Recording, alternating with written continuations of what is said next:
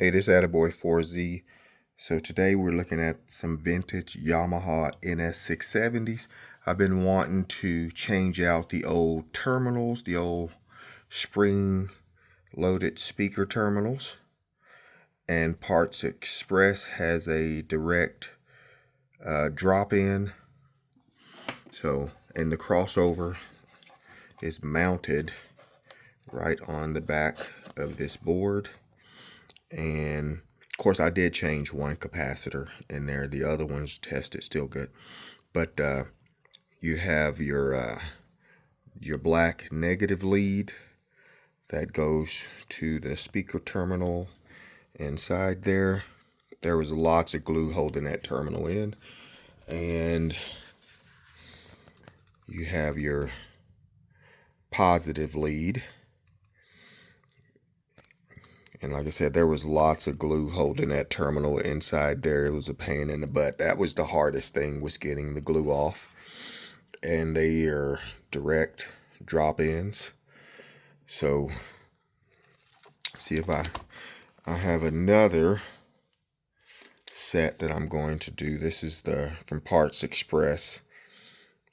You see that part number, 5-way speaker wire terminal. And of course, this is the older one with the smaller gauge wire. I had some oxygen-free copper wire or speaker wire left over from when I ran the home theater system. And so I just went ahead and replaced that wire and soldered the terminals back on. And now I'm going to put this back inside there. It's amazing that those crossover parts, the capacitors from that long ago, were spot on, except for the small one. The two big ones, they were spot on. I mean, you can't even find any new capacitors that'll be spot on. I measured them both using